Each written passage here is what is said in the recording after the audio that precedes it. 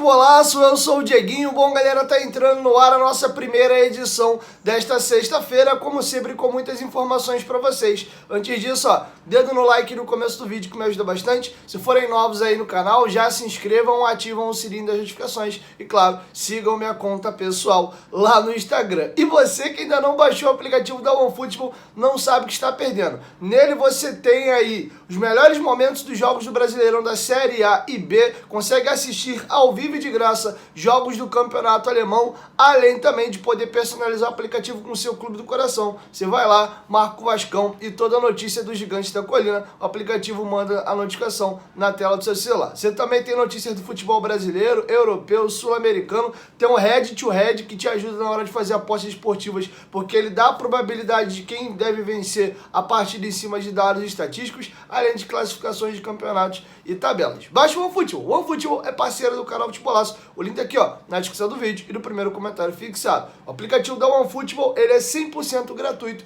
e um dos mais baixados do mundo. E quem baixa não consegue mais ver sem. Dito isso, vamos agora a algumas informações importantes. Primeiro, vamos discutir sobre uma das posições mais carentes do elenco do Vasco, que é esse tal primeiro volante. O GE fez uma matéria através do Marcelo Baltar, muito boa, trazendo atualizações. Gustavo Cuejar segue sendo o sonho, o objetivo número 1 do Vasco.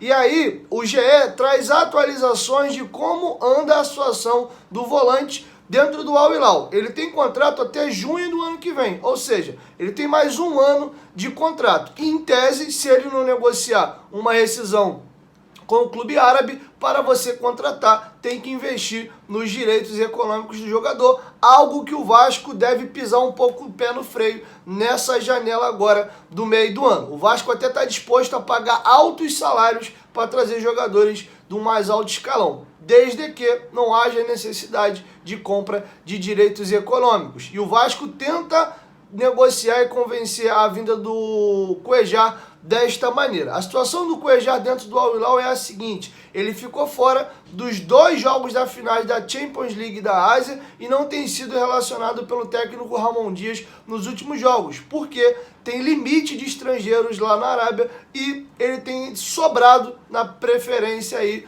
do treinador Ramon Dias. Inclusive, o Al Hilal deve contratar mais estrangeiros nessa janela de meio de ano, ou seja, o Cuejar começa a ficar de lado. Quais são os trunfos que o Vasco acredita que tem nessa negociação para tentar convencer Cuejar? Primeiro, foi Maurício Barbieri que o recuou e o bancou no Flamengo no momento que o Cuejar era criticado. Ele chega para jogar de segundo volante e ele deslancha no Flamengo quando o Barbieri traz o colombiano para jogar de primeiro volante. E em 2019, o Cuejar é vendido naquela temporada. Quem é o treinador do Flamengo à época, e no meio do ano vem o Jorge Jesus, era o Abel Braga. Então, tanto o Abel Braga como o Maurício Barbieri já trabalharam com o Cuejar no Flamengo e tem boa relação. O fato do jogador ter morado alguns anos no Rio e estar extremamente adaptado à cidade também pesa a favor do Vasco.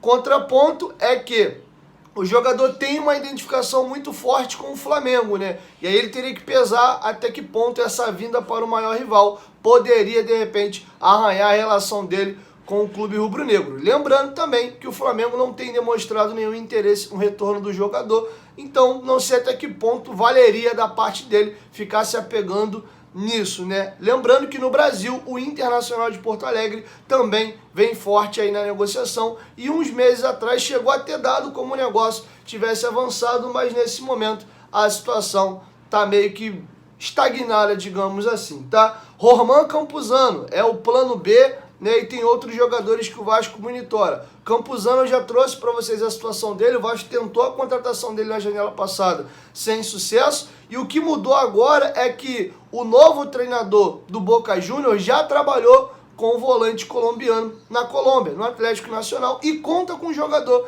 para o meio do ano. Então, para trazer o jogador para o Vasco, vai ter que ter um processo de convencimento muito forte junto ao jogador e chegar a um acordo com o Boca Juniors, que fatalmente deverá envolver a questão de compra de direitos econômicos, já que pelo treinador o jogador fica e ele quer contar com o volante dentro do Boca, tá? Então essas são as atualizações de volante. Enquanto isso, o Jair vem jogando improvisado de primeiro volante, porém o Vasco entende que que ele agrega mais o time sendo esse segundo volante, porque ele tem mais essa característica de criação de jogadas e de chegada à área. O Vasco precisa de um primeiro volante de mais qualidade para o Jair ter um pouco mais de liberdade para atuar dentro do meio-campo. Então essas são as atualizações no que tange aí a volância do Vasco da Gama. Sobre o técnico Maurício Barbieri, o Barbieri está fora da próxima partida e não estará na beira do gramado contra Fortaleza. O Vasco tentou recorrer da decisão do STJD,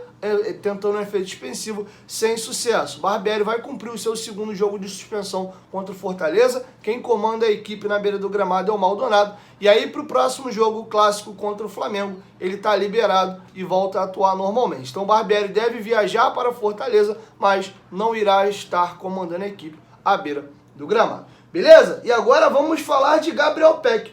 O Gabriel Peck cresceu muito no meu conceito. Se mostrou um jogador muito mais maduro e colhudo no momento onde, e eu já falei bastante ontem isso lá no Futebolaço Podcast e falei aqui no canal também, na minha opinião, a postura das pessoas que estão à frente do Vasco foi uma postura, pelo menos nesse momento, de covardia, né? Se recuaram, deram uma escorada e colocaram o Gabriel Peck para falar no momento de semana de protesto no CT, lá na sede da SAF, protesto feito na Avenida Brasil, em São Januário, e também na própria casa do presidente Jorge Salgado, e ninguém veio a público falar. Quem foi jogado aos leões ali junto à imprensa foi Gabriel Peck, que se mostrou um jogador maduro e também falou: fiquei feliz também por isso, do Vasco ter me escolhido, me sinto hoje uma das lideranças e uma das referências do grupo.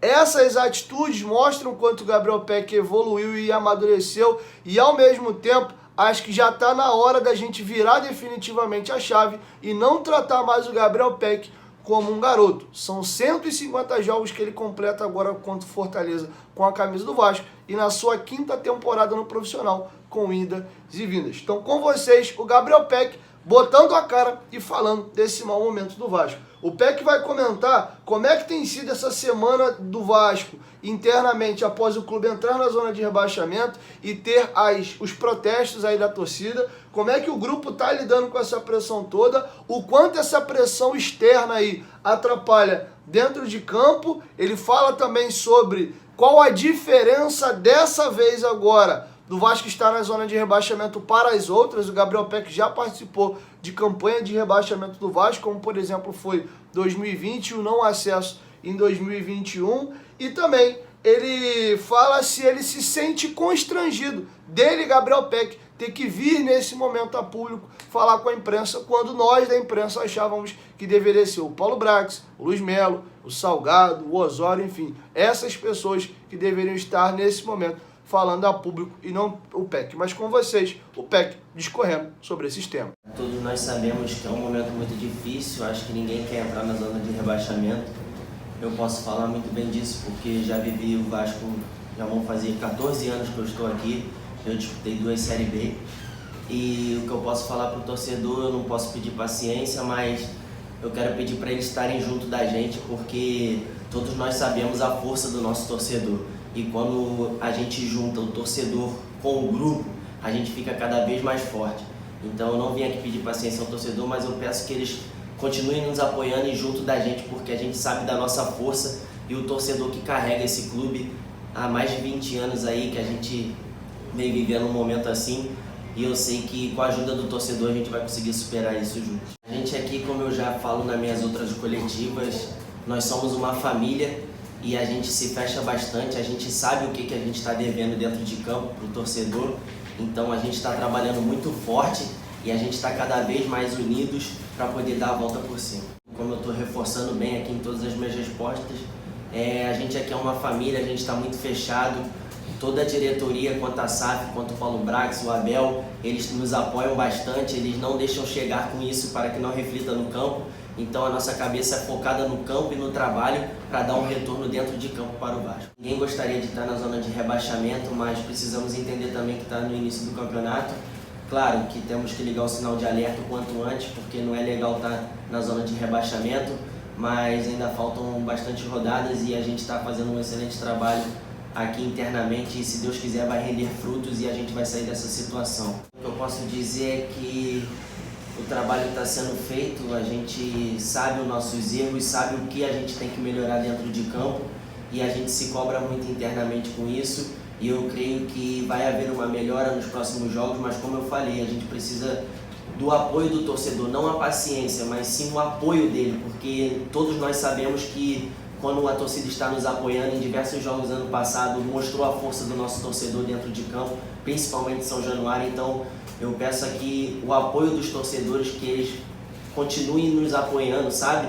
E que a gente continue assim trabalhando, porque juntos vamos vencer e seremos mais fortes. Eu acho que constrangido não, eu gostei de ser chamado porque mostra que eu estou tendo um peso dentro do grupo, dentro do elenco e eu quero realmente, por ser jovem, mas eu quero me posicionar dessa forma porque, como você falou, eu já vivi muitas coisas aqui, eu já estou aqui nesse clube há 14 anos, então eu acho que nesse momento seria justo eu vir aqui falar também pelo tempo, pelo meu conhecimento de Vasco, e então eu estou muito feliz por esse reconhecimento e eu estou aqui para me posicionar dessa maneira também, tanto nos momentos bons como nos ruins. Bom, finalizo aqui parabenizando o Gabriel Peck pela sua postura e pelo seu amadurecimento e reitero a minha crítica à postura da diretoria do Vasco nesse momento, beleza? Então é isso, galera. Assim a gente encerra a nossa primeira edição do dia e logo mais eu chego com a nossa segunda edição, beleza? 1, 2, 3, futebolaço. Tamo junto, família. Qualquer momento de volta nós estamos juntos. Valeu, fui!